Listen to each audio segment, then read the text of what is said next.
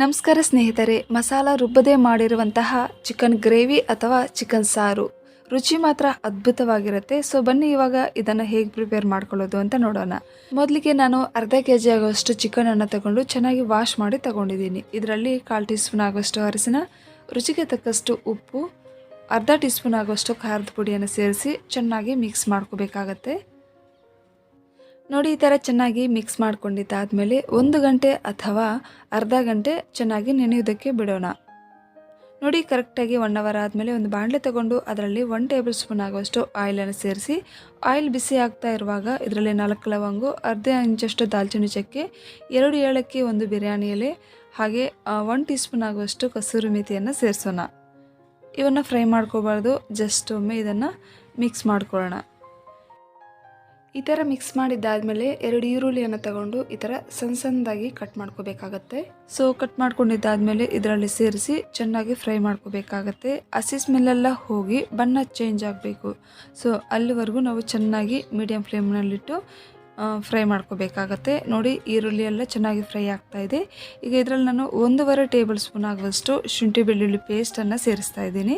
ಶುಂಠಿ ಬೆಳ್ಳುಳ್ಳಿ ಪೇಸ್ಟನ್ನು ಸೇರಿಸಿದ್ದಾದಮೇಲೆ ಹಸಿ ಸ್ಮೆಲ್ ಹೋಗುವವರೆಗೂ ಚೆನ್ನಾಗಿ ಫ್ರೈ ಮಾಡ್ಕೋಬೇಕು. ನೋಡಿ, ಇದು ಹಸಿ ಸ್ಮೆಲ್ ಎಲ್ಲ ಹೋಗಿ ಚೆನ್ನಾಗಿ ಫ್ರೈ ಆಗಿ ಒಳ್ಳೆ ಘಮ ಬರ್ತಾ ಇದೆ.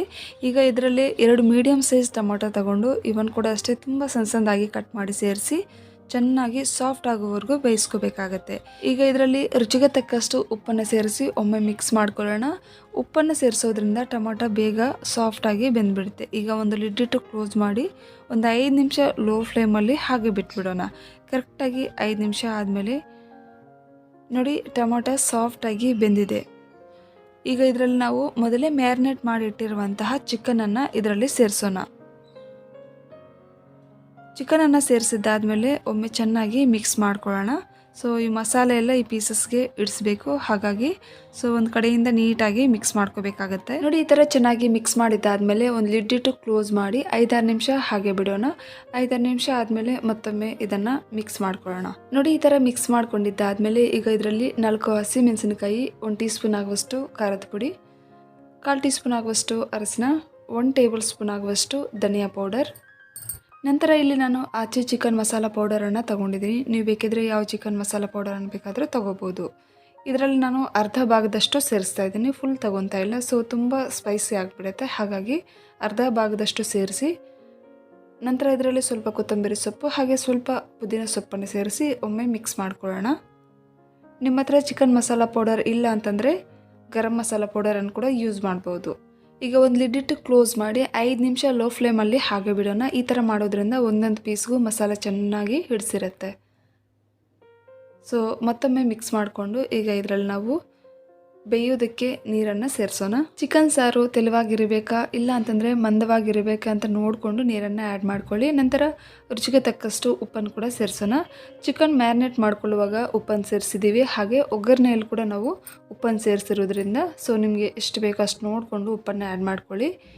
ಈಗ ಒಂದು ಲಿಡ್ ಇಟ್ಟು ಕ್ಲೋಸ್ ಮಾಡಿ ಒಂದು 10ರಿಂದ 15 ನಿಮಿಷ ಬೇಯಿಸ್ಕೊಂಡ್ರೆ ಸಾಕು. ಎಳೆಯಾಗಿರ್ತಕ್ಕಂತಹ ಚಿಕನನ್ನು ತಗೊಂಡ್ರೆ ಬೇಗ ಬೆಂದೋಗುತ್ತೆ. ಸೊ ಸ್ವಲ್ಪ ಬಲ್ತಿರ್ತಕ್ಕಂತಹ ಚಿಕನ್ ಆದರೆ ಸ್ವಲ್ಪ ಟೈಮ್ ತಗೊಳ್ಳುತ್ತೆ. ನೋಡಿ, ಫೈನಲ್ ಆಗಿ ಚಿಕನ್ ಸಾರು ಅಥವಾ ಚಿಕನ್ ಗ್ರೇವಿ ರೆಡಿ ಆಯಿತು. ಸೊ ಮಸಾಲ ರುಬ್ಬದೆ ಎಷ್ಟೊಂದು ಪರ್ಫೆಕ್ಟಾಗಿ ನಾವು ಚಿಕನ್ ಗ್ರೇವಿಯನ್ನು ಪ್ರಿಪೇರ್ ಮಾಡ್ಕೋಬಹುದು ಅಂತ ಇಲ್ಲಿ ನೋಡ್ತಿರ್ಬೋದು. ಸೊ ಈ ವಿಡಿಯೋ ಇಷ್ಟ ಆದರೆ ಪ್ಲೀಸ್ ಲೈಕ್ ಮಾಡಿ, ಹಾಗೆ ಹೊಸದಾಗಿ ನಮ್ಮ ಚಾನಲನ್ನು ನೋಡ್ತಾ ಇದ್ದರೆ ಪ್ಲೀಸ್ ಸಬ್ಸ್ಕ್ರೈಬ್ ಮಾಡಿ, ಸಪೋರ್ಟ್ ಮಾಡಿ ಫ್ರೆಂಡ್ಸ್. ಈ ಚಿಕನ್ ಸಾರನ್ನು ರೈಸ್, ಚಪಾತಿ, ಮುದ್ದೆ, ಪರೋಟ ಜೊತೆ ಕೂಡ ತಿನ್ಬೋದು. ಸೊ ತುಂಬ ರುಚಿಯಾಗಿರುತ್ತೆ. ಸೊ ಖಂಡಿತ ಟ್ರೈ ಮಾಡಿ. ಯಾವಾಗಲೂ ಒಂದೇ ಥರ ಚಿಕನ್ ಸಾರನ್ನು ತಿಂದು ಬೋರ್ ಆಗ್ತಾ ಇದ್ರೆ ಸೊ ಈ ಥರ ಖಂಡಿತ ಟ್ರೈ ಮಾಡಿ. ಈ ವಿಡಿಯೋ ಇಷ್ಟ ಆದರೆ ಪ್ಲೀಸ್ ಲೈಕ್ ಮಾಡಿ, ಹಾಗೆ ಸಬ್ಸ್ಕ್ರೈಬ್ ಮಾಡಿ. ವಿಡಿಯೋ ವೀಕ್ಷಿಸಿದ್ದಕ್ಕಾಗಿ ಧನ್ಯವಾದಗಳು.